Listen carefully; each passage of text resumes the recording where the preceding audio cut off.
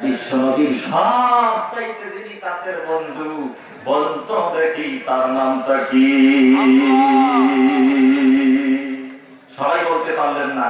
আমাদের নবীর সবচাইতে যিনি কাছের বন্ধু, তার নামটা কি? ভালো লাগতেছে না, এই আপনাদের সাউন্ড শুনে নবীর বন্ধুর নাম কি? কি তারপর আওয়াজ হচ্ছে না, সবাই জোরে বলেন তো আল্লাহ। তাকবীর লাগান, লিল্লাহি তাকবীর। ভাইজান কেতাবের বর্ণিত হলো, বিশ্বনবী যখন জমিনের মধ্যে বসে দুইটা চক্ষু বন্ধ করে দিতেন, সঙ্গে সঙ্গে আল্লাহর আরশ আজিমের সিঁড়ির মধ্যে রিকোয়েস্ট কল হয়ে যেত। বলে সুবহানাল্লাহ। এবার বিশ্বনবী চক্ষু বন্ধ করে বসে পড়লেন, আস্তে করে রিকোয়েস্ট কল চলে গেল আল্লাহ আরশ আজিমে। সুবহানাল্লাহ কোন আল্লাহ ডাক দিয়ে বলেন, জিবরাইল এক সেকেন্ড দেরি নয় রে, রাব্বিল আহবার হাজার হাজার লোক সামনে নিয়ে আমার নবীকে প্রশ্ন করেছে, যদি তুমি নবী হও তাহলে এই প্রশ্নের জবাব দাও। যেই বংশ থেকে ৭০,০০০ নবী রাসূল দুনিয়া এসেছে, সেই বংশে তোমার জন্মটা না দিয়া কেন কোরাইশ বংশে তোমার জন্মটা হলো? মুহাম্মদের যদি নবী হও আল্লাহর সাথে গোপন যোগাযোগ করে জবাবটা দিয়ে দাও। জবাব যদি সঠিক হয় কালেমা পড়ে মুসলমান হয়ে যাব। এক পর্যায়ে বিশ্ব নবীর এই উত্তরটা জানা নাই। অতএব জিবরাইল তুমি দৌড়াও, এই মুহূর্তে আমি দুনিয়া সৃষ্টি করার ৫০,০০০ বছর পূর্বে লৌহে মাহফুজের কলম দিয়া যখন কোরআনুল কারীম লিপিবদ্ধ করেছি, সেই কোরআনুল কারীমের ২ নাম্বার সূরা, সূরাটার নাম হলো সূরাতুল বাকারা।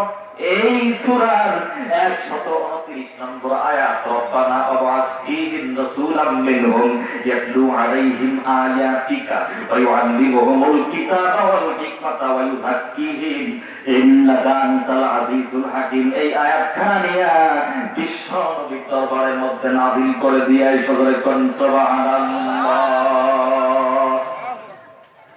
আয়াত নাযিল হয়ে গেল, পড়েন আমার সাথে, রব্বানা আবআস ফীহিম রাসূলাম মিনহুম ইয়াতলু আলাইহিম আয়াতিকা ওয়া ইউআল্লিমুহুমুল কিতাবা ওয়াল হিকমাতা ওয়া ইউযাক্কিহিম ইন্নাকা আনতাল আজিজুল হাকীম। আল্লাহু আকবার। আমার সময় কিন্তু শেষের দিকে চলে আসছে, আমিও একটা মেইন জায়গায় চলে আসছি। আপনাদের কোনো কষ্ট হচ্ছে না তো? ভাইরা কেমন নাযিল হলো, এই আয়াত সামনে রেখে সামান্য কিছু আলোচনা করেই আমি শেষ করে দেব ইনশাআল্লাহ। আমি আপনাদেরকে মূল যে তাফসীরটা করতে চাই সেটা হলো, ভাইরা এই তাফসীর করতে গেলে এই ঘটনা বলতেই হবে। সেটা হলো, বলুন তো এই পৃথিবীতে হযরত আদম থেকে শুরু করে আমাদের নবী পর্যন্ত কত নবী এই পৃথিবীতে এসেছে? আপনারা সংখ্যাটা বলতে পারবেন? ১,২৪,০০০। সুবহানাল্লাহ কোন ভাইজান নবী রাসূল এই দুনিয়ার জমিনে এসেছেন, তার মধ্যে ৩১৩ জন রাসূল, মতান্তরে ৩১৫ জন রাসূল। সুবহানাল্লাহ কোন ভাইজান, তার মধ্যে ৩১৩ জন মতান্তরে ১৫ জন রাসূল, আর সবাই হলো নবী। এক পর্যায়ে এই পৃথিবীতে ১,২৪,০০০ নবী এই পৃথিবীতে এসেছেন। ভাইজান এই নবীদের মধ্যে একজন জলিলুল কদর নবী, নামটা হলো জাতির পিতা ইব্রাহিম আলাইহিস সালাম। নাম জানেন না আপনারা? এই জাতির পিতা ইব্রাহিম আলাইহিস সালাম। ভাইজান একটা তত্ত্ব দিয়ে যায়, সেটা হলো এই পৃথিবীতে সর্বপ্রথম যেই মানুষটির মাথার চুল পেকেছিল, দাড়ি পেকেছিল, যদি আপনাকে প্রশ্ন করা হয় সর্বপ্রথম এই পৃথিবীতে কার মাথার চুল পেকেছে, কার দাড়ি পেকেছে, তাহলে এক বাক্যে উত্তর দিয়ে দিবেন জাতির পিতা ইব্রাহিম আলাইহিস সালামের। জয় কোন সুবহানাল্লাহ। ওখান থেকে চুল পাকাপাকি, দাড়ি পাকাপাকি শুরু। এর আগে যত মানুষ দুনিয়া থেকে বিদায় হয়েছে চুল দাড়ি কাঁচা অবস্থায় মারা গেছে। সুবহানাল্লাহ। তত ভালো না খারাপ? ভালো। তো জাতির পিতা ইব্রাহিম আলাইহিস সালাম যখন বুড়ো হয়ে গেলেন, ভাইজান বুড়া মানুষের দাম জয় করা আছে না নাই? হাদিস শরীফের মধ্যে এসেছে, এই পৃথিবীতে যখন 10টা ওয়াকাম শুরু হবে তখন 10টা গজব নেমে পড়বে। নাউযুবিল্লাহ বলেন সবাই। এই 10টা ওয়াকামের মধ্যে প্রথম নাম্বার হলো, যখন বুড়া মানুষের সম্মান উঠে যাবে তখন এই পৃথিবীর থেকে যত খাদ্য আছে, খাবার আছে, সবগুলো থেকে আল্লাহ রাব্বুল আলামিন বরকত তুলে নেবেন, স্বাদ তুলে নেবেন। কথা বলেন ঠিক না বেটি? ভাইরা এটা একটু বাস্তব প্রমাণ করেন। আগের জামানায় আপনারা ইলিশ কিনে খেয়েছেন, পাটা বিক্রি করে, কোষ্টা বিক্রি করে, যখন ইলিশ কিনে এনে বাড়িতে রান্না করে খাওয়া হয়েছিল, ভাইজান ইলিশ খাওয়ার পর 3 দিন 4 দিন পর্যন্ত এই হাতের সেন্ট ছিল, যেই গ্লাসের মধ্যে পানি খেয়েছিলেন ওই গ্লাসে পর্যন্ত ইলিশের সেন্ট। কথা বুঝে থাকলে বলেন ঠিক বলছি না বেটি? সেই ইলিশ এখনো পর্যন্ত বাজারে পাওয়া যায়। ইলিশ কিনে এনে রান্না করে ইলিশ খান না পাঙ্গাস খান, বোঝার কোনো উপায় নাই। কথা বলেন ঠিক না বেটি? দ্বিতীয় নাম্বারে, এই আগের জামানায় যারা বিক্রি ধানের ভাত খাইতেন তা আপনারা কে কে খাইতেন? দোয়া তুলে আল্লাহকে দেখান, লিল্লাহকে দেখাবেন। বাস আপনারা ভাইজান স্বাদ কেমন, শক্তি কেমন? যারা বিক্রি ধানের চাউল খেয়ে বড় হয়েছেন, এখানে মুরব্বীরা আছেন, এখনো যদি 14 ঘন্টা তারা তাফসীর শোনেন, কোন বয়ান শোনেন, বক্তৃতা শোনেন, 14 ঘন্টা শোনার পর উঠে যখন বাড়ির দিকে যায় তখন হন হন করে বাড়ির দিকে যায়। আর আমরা যারা 14 নাম্বার চাউলের ধানের ভাত খাই, 28 নাম্বার, 29 নাম্বার, নতুন বেলাইতে 32 নাম্বার, ভাইজান এগুলো ধানের চাউল যারা আমরা খেয়ে বড় হলাম, আমরা 3 ঘন্টা তাফসীর শুনে যখন আমরা উঠি কোন সোজা হয় না ভাইজান, চোখ অন্ধকার হয়ে যায়, মুখ অন্ধকার হয়ে যায়, চোখ দিয়ে শুধু জোনাকি পোকা দেখি। কথা কোন ঠিক না বেটি?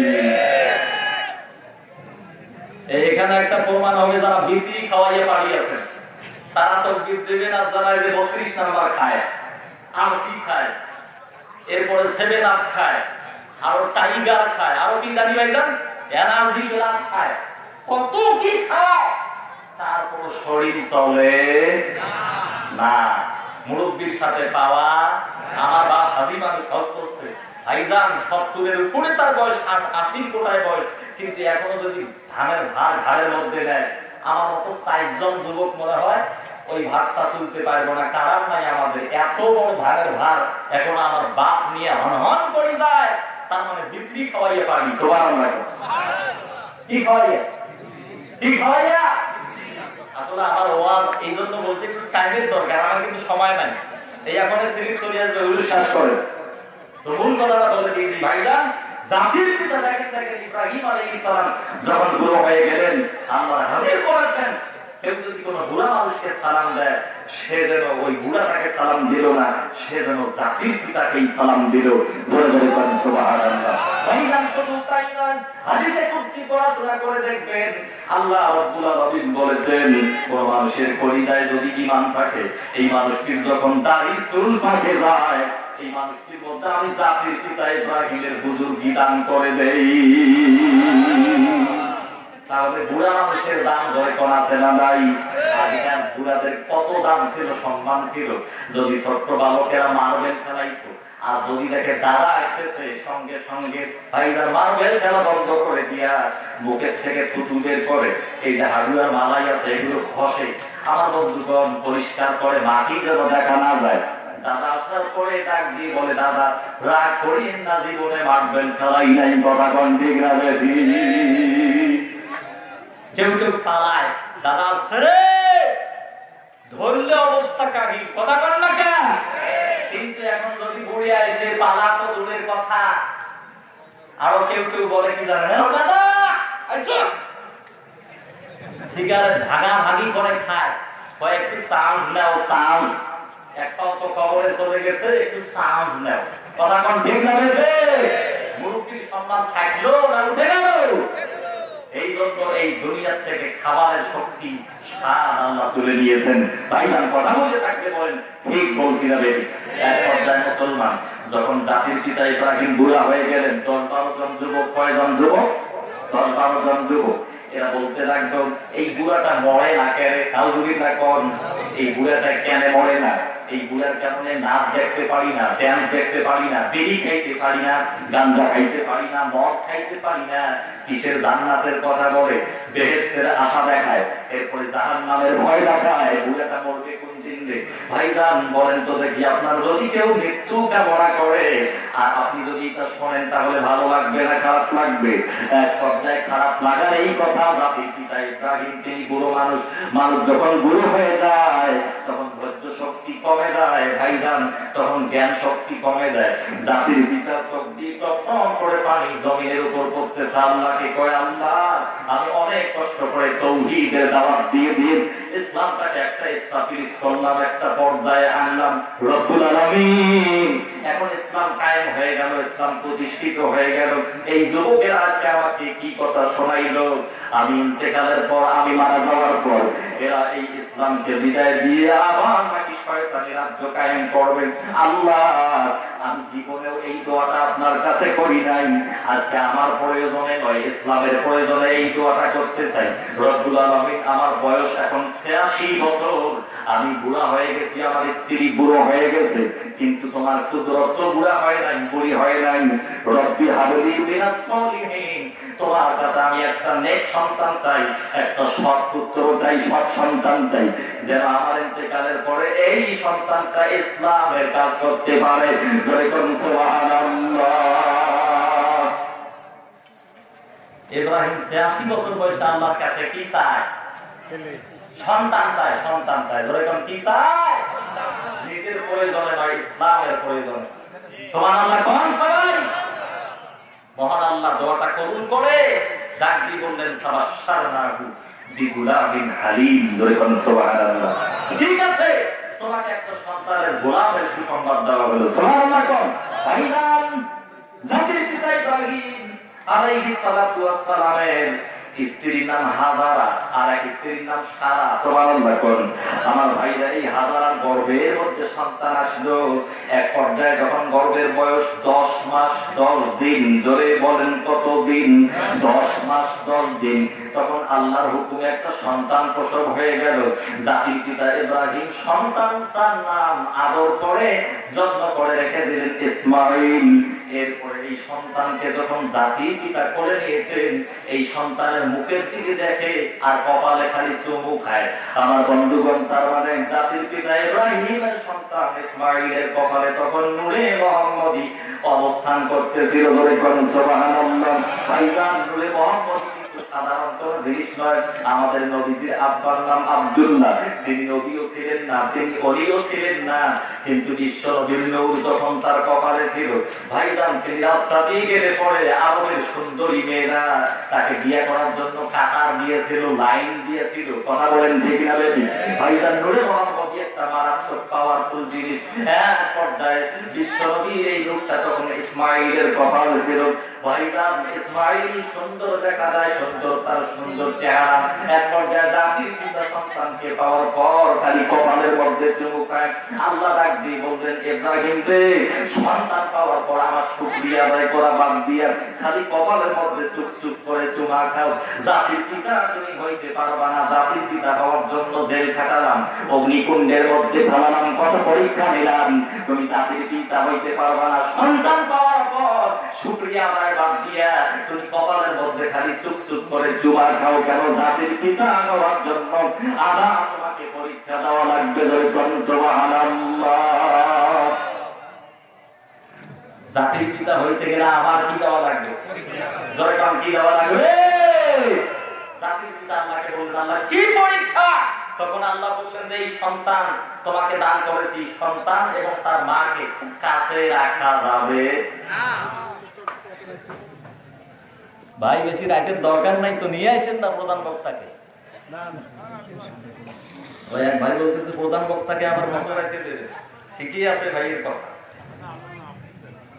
একটা তাকবীর লাগান, লিল্লাহি তাকবীর। 10:55 পর্যন্ত, এই আর 10-12 মিনিট। রাজি আছেন তো? রাজি আছেন? একটা তাকবীর লাগান, লিল্লাহি তাকবীর। সময় নষ্ট করি না, সময় নষ্ট করি না। মাহফিল আসলে এই জন্য জেনে বুঝে নেওয়া দরকার। তার মুরব্বীরা গেছিল তো, আমি একটু উপায় নেই। এক পর্যায়ে ভাইজান, এক পর্যায়ে কি আপনারা কষ্ট পাচ্ছেন না? এক পর্যায়ে ঘটনাটা কি ঘটলো? জাতির পিতা হযরত ইব্রাহিম আল্লাহকে কয়, আল্লাহ তাহলে কি পরীক্ষা দিতে হবে? আল্লাহ রাব্বুল আলামিন ডাক দিয়ে বলছেন, এই সন্তানকে দূরে রাখতে হবে। আমার ভাইরা উট সাজাইয়া এবার জাতির পিতা এই সন্তানকে এবং বিবি হাজারাকে, স্ত্রী হাজারাকে উটের উপর, অনেকে মনে করতে পারেন হুজুর এগুলো তো জানা ওয়াজ না। না ভাইজান, যে আয়াত করেছে এই আয়াতের তাফসীর করতে গেলে এই কথা বলতেই হবে। এক পর্যায়ে যার জন্য এই কথাটা বলছি জানা ঘটনা নয়, অবশ্যই অজানা কথা আছে, একটু মনোযোগ দিয়ে শুনতে হবে। জাতির পিতা যখন জনমানবহীন প্রান্তর, যেখানে কোনো মানুষ নাই, জন নাই, ভাইজান এই মরুভূমিতে যখন এই সন্তানকে তার মাকে নিয়ে গেলেন, ভাইজান নিয়ে যাওয়ার পর সেখানে রেখে যখন তিনি বিদায় নিচ্ছেন, হাজার চোখের পানি ছেড়ে দিয়ে কান্দে, ডাক দিয়ে বলে, প্রাণের স্বামী, এখানে কোনো মানুষ নাই, জন নাই, আমাদেরকে রেখে যাচ্ছেন আপনার নিজ ইচ্ছায় নাকি মহান আল্লাহ অর্ডার করেছেন? এক পর্যায়ে ইব্রাহিম কোনো কথা বলেন না। হযরত হাজরা বুঝতে পারলেন ইনি তো সাধারণ কোনো মানুষ নন, ইনি হলেন পয়গম্বর। আর পয়গম্বর নিজের খেয়াল খুশি মতো কোনো কাজ করেন না, নিঃসন্দেহে আল্লাহ অর্ডার করেছেন, যার জন্য তিনি এই কাজ করেছেন। ভাইজান এক পর্যায়ে জাতির পিতা ইব্রাহিম আলাইহিস সালাম সেখানে রেখে চলে আসলেন। চলে আসার পর 7 বছর অপেক্ষা করলেন। 7 বছর পর আল্লাহ অর্ডার করলেন, এখন যাও সন্তানের সাথে দেখা করো। সুবহানাল্লাহ। জাতির পিতা আবার সেই সিরিয়ার থেকে রওনা করে মক্কা নগরীতে গেলেন। গিয়ে দেখেন মরুভূমি মরু উদ্যানে পরিণত হয়েছে। জাতির পিতা ইব্রাহিম আলাইহিস সালাম দেখতেছেন অনেকগুলো ঘরবাড়ি হয়েছে। একটা ছোট্ট বালক চাঁদের মতো চেহারা গো, সন্তানটা খেলাধুলা করে। জাতির পিতা ইব্রাহিম আলাইহিস সালাম ডাক দিয়ে বলেছেন, মান আনতা শাইখ, মানে ডাক দিয়ে বলেছেন, বাবা তোমার পরিচয় কি? সন্তানটা কাছে আসার পর ডাক দিয়ে বলেছেন, মান আনতা শাইখ, শাইখ আপনার পরিচয় কি? আপনার পরিচয়টা আগে দেন, তারপরে আমার পরিচয় দেব। সন্তান এবং বাপ, আমার ভাইয়া বাদ বিতণ্ডা শুরু হয়ে গেল, ঝগড়ার পর্যায়ে ঘরের ভিতর থেকে জাতির পিতার স্ত্রী হযরত হাজারা পরিচিত কণ্ঠ মনে হলো যে এটা তো আমার পরিচিত কণ্ঠ মনে হয়। ঘর থেকে বের হয়ে দেখেন কণ্ঠকে হনন জাতির পিতা ইব্রাহিম আলাইহিস সালাম এসেছেন। ধরে কোন সুবহানাল্লাহ। রাজি বলেছেন, এ সন্তান ইসমাঈল, তুমি খাওয়ার সময়, পড়ার সময়, ঘুমের সময়, সব সময়, ঘুম থেকে জাগ্রত হওয়ার সময় সেই আব্বার কথা তুমি বলো, ইনি তোমার সেই আব্বা জাতির পিতা ইব্রাহিম আলাইহিস সালাম। ধরে কোন সুবহানাল্লাহ। তখন হযরত ইসমাঈল দ্রুত গতিতে গিয়া জাতির পিতার ঘাড়ের মধ্যে উঠলেন। হযরত ইব্রাহিম আলাইহিস সালাম সন্তানকে নিয়ে একটু আদর করলেন, একটু ঘুরে বেড়ালেন। হাদিস শরীফের মধ্যে এসেছে, কোন পিতা যদি সন্তানকে ভাইজান ঘাড়ের মধ্যে নিয়ে একটুখানি ঘোরাঘুরি করে, আল্লাহর হাবিব বলেছেন ওহুদ পরিমাণ সোনা আল্লাহ রাস্তায় দান করলে যত সওয়াব রব্বুল আলামিন আব্বার আমলনামার মধ্যে তত পরিমাণ সওয়াব লিপিবদ্ধ করে দান করে। সুবহানাল্লাহ। সন্তানকে আদর করে কিছুক্ষণ পরে নামাজের ওয়াক্ত হয়ে গেল। যখন কিসের ওয়াক্ত হয়ে গেল? নামাজের ওয়াক্ত হয়ে গেল। বলুন তো দেখি, নামাজের ওয়াক্ত হলে নামাজ পড়ার দরকার আছে না নাই? কিন্তু আমার দেশের কিছু কিছু লোক বলে আমার পীরের মুরিদ হলে নামাজ রোজা লাগে না।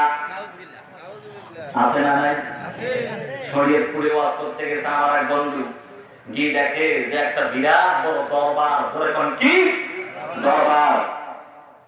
একজন সাহেব সেখানে বসে আছে আদা ন্যাংটায়। কি ন্যাংটায়? আর তার চতুর্দিকে ছোট্ট ছোট্ট বাচ্চা বলতেছে, বাবা ন্যাংটা, ন্যাংটা রে, ন্যাংটা দেখলে আল্লাহ দেখা যায়। ন্যাংটা বাবার মুরিদ হলে নামাজ রোজা না হলে চলে, ন্যাংটা দেখলে আল্লাহ দেখা যায়। বাবা ন্যাংটা, ন্যাংটা দে, ন্যাংটা দেখলে আল্লাহ দেখা যায়। কি তার কি অবস্থা ভাইজান! এক পর্যায়ে হুজুর নাকি বলছে, আমরা একটা এখানে দাওয়াত দিতে চাই। সেটা হলো, দেখেন পীরদের কারণে আমরা ইসলাম পেয়েছি, বাংলাদেশে ইসলাম কায়েম হয়েছে। সুবহানাল্লাহ। সবাই আমার সাথে বলেন, বাংলাদেশের মাটি ওলি আল্লাহর ঘাঁটি। পড়ে না কেন? বাংলাদেশের মাটি ওলি আল্লাহর ঘাঁটি, বাংলাদেশের মাটি রে ভাই পীর আউলিয়ার ঘাঁটি। আল্লাহু আকবার। তাহলে পীর সাহেবদের দাম আছে না নাই? জোরে কর। কিন্তু এরকম যারা কয় নামাজ নাই, রোজা নাই, সেটা পীর না শয়তান? কথা কয় না, জোরে কর। তো এখন হুজুর দাদা কি বলছে যে আপনি পিড়িগিরি করেন 100 বার ভালো কথা, কিন্তু ন্যাংটায় বসে আছেন কেন, বাস্তব শোনাচ্ছি। তখন উনি নাকি বলছে, শয়তানেরা তোমাদের দিলের চক্ষু মরে গেছে রে, দিলের চক্ষু যদি থাকতো তোমরা আমাকে ন্যাংটায় দেখতা না। আসলে যার দিলের চক্ষু আছে সে ঠিকই আমাকে কাপড় পরা অবস্থায় দেখে, যেহেতু তোমাদের দিলের চক্ষু নাই এই জন্য ন্যাংটায় দেখতেছে। দিলের চক্ষু অর্জন করে আসো, অর্জন করে আসো। তার মানে ওই যে কথাটা মনে পড়ে গেল, পিসায় মুড়িদের বাড়ির দাওয়াত খাওয়ার সময় হঠাৎ করে নাকি বলতেছে সেই সেই সেই, মুড়িদ চিন্তা করলো পিসায় সেই সেই করে গেল। তো বিনয়ের সাথে কি বলছে, হুজুর আপনি সেই সেই করলেন কেন, কোনো শয়তান টয়তান দেখছেন না? তো বিশ্বাস করে না, শয়তান টয়তান না, আমি চক্ষু বন্ধ করে দেখি কাবা শরীরের ভিতরে কুত্তে রয়েছে, এখান থেকে সেই সেই করে তারা সবার দেখো। তো এখন মুড়িদ চিন্তা করবো আল্লাহ বিশ্বাস সম্পর্কে তো আমার অজানা কিছুই নাই, এই বিশ্বাস পরে কি একটু পরীক্ষা করা দরকার। ভাত দিয়েছে, বিশ্বাসকে পানি দিয়েছে, কিন্তু বিশ্বাস খায় না। এবার বলছে যে হুজুর ভাত খান না কেন? কয় যে বাবা হাম্বক তুমি আমাকে তরকারি দিবা, তরকারি ছাড়া খাই কি করে? তখন এবার বিশ্বাসকে ডাক দিয়ে বলেছে, হুজুর হাজার হাজার মাইল দূরের কাবা শরীফে কুত্তে এখানটাকে দেখিয়ে কাদা যায়, আর হাতের তল ভাজা মাছ দিছি সেটিও দেখা যায় না।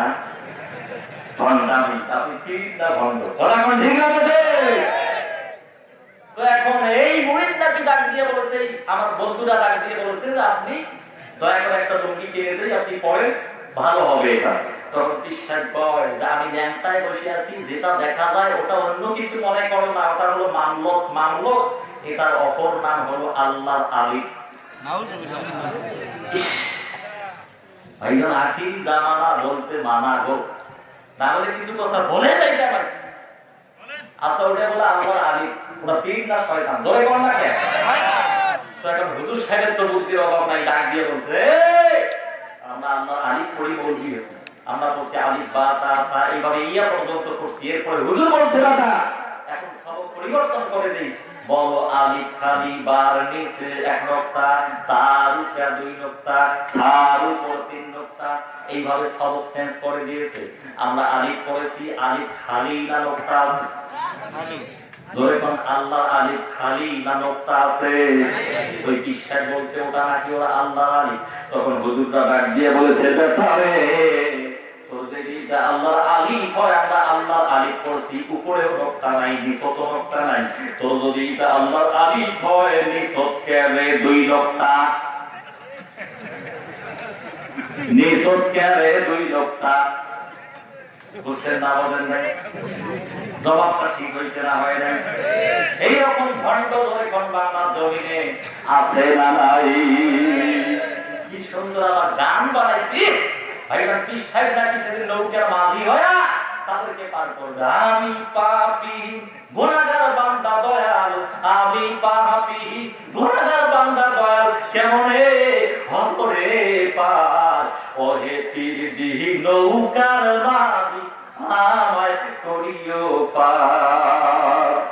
নাউজুবিল্লাহ কোন ওদেরকে নাকি নৌকার মাঝি হয়ে বিশ্বের পার করবে। নাউজুবিল্লাহ কোন এই পীরদের মধ্যে ভাইজান আমি আপনাদেরকে হক কথাটা বলে দিয়ে যাই, দেওয়ানবাগ, রাধাবাগ, গোপীবাগ, চন্দ্রপুরী, সাহাপুরী, রাধা শাহ, ঘোড়া শাহ, গাদা শাহ, গরি শাহ, ফকির শাহ, মরক শাহ, ন্যাংটা বাবা, পাগলা বাবা, গাঞ্জা বাবা, কলকি বাবা, উল্টা বাবা, সোজা বাবা, শট বাবা, জট বাবা, বৈশাখীর দ্বারাই জিকির, মনে প্রাণে চলছে টিকির, জট আছে শট নাই, জিকির আছে আওয়াজ নাই, ওযু নাই, গোসল নাই, দুর্গন্ধের শেষ নাই, মিথ্যাবাদী হারামজাদা বোঝার কোনো উপায় নাই, দাড়ি মোছ একাকার শয়তানি কারবার, গাঞ্জার আশেকান কলকিতে মারে টান, দরজা বন্ধ জিকিরের ছন্দ, খালি গায়ে নাচানাচি, নারী পুরুষ কাছাকাছি, অন্ধকার যতক্ষণ, নাপালাপি ততক্ষণ, কবর পূজা, মাজার পূজা, অন্ধপীরের টাকা বোঝা, ও শরীর গোসল শরীর সেজদা করে সকল মুরিদ, কোরআন নাই হাদিস নাই,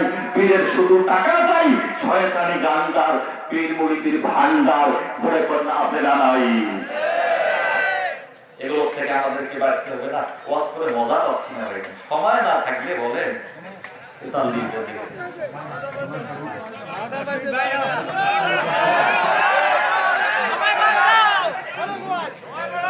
ভাইজান কি কিছু কাম চলবে? এটা তাকবীর লাগান, লিল্লাহি তাকবীর। শোনেন, আমি কিন্তু পীর বিরোধী কোন বক্তা, আবার প্লিজ মাইক করিয়েন না ভাইরা। পীর সাহেব আল্লাহর ওলি, তার বিরোধিতা করা যাবে? কথা কয় না যাবে। যারা না বুঝে করে এরা আরম্ভ কথা বলে, ঠিক না? কিন্তু আমার কথা হলো, পীরগিরি করে ভালো করে করো, ভণ্ডামি চলবে না। কথা বলে, ঠিক না? লিল্লাহি তাকবীর। ভাইজান, তাহলে নামাজের ওয়াক্ত হলো। শাস্তি কোথায় জানেন তো? নামাজের ওয়াক্ত হয়ে গেল। জাতির পিতা ইব্রাহিম এবার নামাজ পড়বেন, সুবহানাল্লাহ কোন। ভাইজান, যেখানে নবী এবং পয়গম্বরদের নামাজ মাপ নাই, সেখানে আপনি কোন নবী রাসূল পয়গম্বর হইছেন যে আপনার নামাজ মাপ? কথা কোন, ঠিক না বেটি? নামাজ কেবল আপনাই, নামাজ পড়তেই হবে। জাতির পিতা যখন নামাজে দাঁড়াইছেন, আমি ছোট্ট করে আপনাদেরকে বলে দিই ভাইজান, এই নামাজি বাড়ির একটা আলাদা পরিবেশ আছে। যেই বাড়িতে নামাজ বন্দেগী হয়, মা নামাজ পড়ে, বাপ নামাজ পড়ে।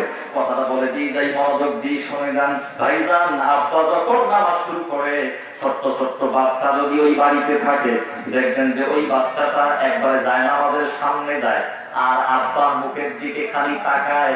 ভাইজান, এক পর্যায়ে আব্বার মতো করে সূরা কেরাত পড়ার চেষ্টা করে, মানে আমার হাফেজ সাহেবের বাপ তেলাওয়াত করতেছে, ভাইজান মুখটা ওই রকম ভান করে লড়াই। এক পর্যায়ে জাতির পিতা যখন নামাজ শুরু করেছেন, তার কলিজার টুকরা সন্তান হযরতে ইসমাঈল সামনে গিয়ে জাতির পিতার দিকে তাকায়, আর ওই রকম করে সূরা কেরাত পড়ার চেষ্টা করে, ভান করে। জাতির পিতার চোখটা নজরটা হঠাৎ করে আমার বন্ধুগণ ইসমাঈলের কপালের মধ্যে চলে গেল। ধরে কোন সুবহানাল্লাহ। ভাইজান, যখন কপালের মধ্যে চলে গেছেন, ওই যে নূরে মুহাম্মদীর পাওয়ার, স্পেশাল পাওয়ার ভাইজান, মারাত্মক পাওয়ার, এই নূরে মুহাম্মদী ইসমাঈলের কপালে দেখার পরে জাতির পিতা ইব্রাহিম আলাইহিস সালাম এমন পাগল পারা আত্মহারা হয়ে গেলেন। ওই সময় তার সূরা কেরাত ভুল হয়ে গেল। জোরে কোন, কি ভুল হয়ে গেল? সূরা কেরাত ভুল হয়ে গেল, নামাজ ভুল হয়ে গেল। জাতির পিতা ইব্রাহিম আলাইহিস সালাতু ওয়াস সালাম নামাজ ভুল করার পর আল্লাহ রাব্বুল আলামিন ডাক দিয়ে বললেন, জাতির পিতা ইব্রাহিম রে, জাতির পিতা বানাবার জন্য তোমাকে জেল খাটালাম, অগ্নিকুণ্ডের মধ্যে ফেলালাম, তোমাকে কতভাবে পরীক্ষা করলাম, তুমি জাতির পিতা হইতে পারবা না। সন্তানের রূপ দেখে, সৌন্দর্য দেখে নামাজ ভুল করলা কেন? জাতির পিতা হইতে পারবা না। জাতির পিতা হইতে গেলে নতুন করে আবার পরীক্ষা দেওয়া লাগবে। ধরে কোন সুবহানাল্লাহ। আবার কি দেওয়া লাগবে? আপনারা বুঝতেছেন আমার আলোচনা? ভাই, আমি ছেড়ে না, আমার কোনো লেখাপড়া নাই। আমি যে দুই চারটা কথা বলতেছি, একটু মনোযোগ দিয়ে শোনেন। কোরআন হাদিসের আলোচনা। সুবহানাল্লাহ। একটা তাকবীর লাগান, লিল্লাহি তাকবীর। ভাইজান উঠবেন না, আমি শেষ করে দিচ্ছি। এরপরে প্রধান বক্তা, উনি তো সুললিত কণ্ঠস্বর, আমার বন্ধু মানুষ। ওনার বাড়ি হলো পার্বতীপুর, দিনাজপুর থেকে উনি এসেছেন। সুন্দর আলোচনা করবেন। তাফসীর মাহফিল কিন্তু সব দিন হয় না। ভাইজান, এই এলাকার মানুষ আপনারা বলেন তো, প্রত্যেকদিন কি তাফসীর হয়? প্রত্যেকদিন কি মাহফিল হয়? বছরে এক দুইটা দিন একটু আমাদেরকে কষ্ট করতেই হবে। কথা বলেন, ঠিক না বেটি? দাদা স্বরূপ, প্রতিদান স্বরূপ জান্নাত অবধারিত হবে। জয় করেন আল্লাহুম্মা আমিন। সম্মানিত ভাই সকল, কি বলবো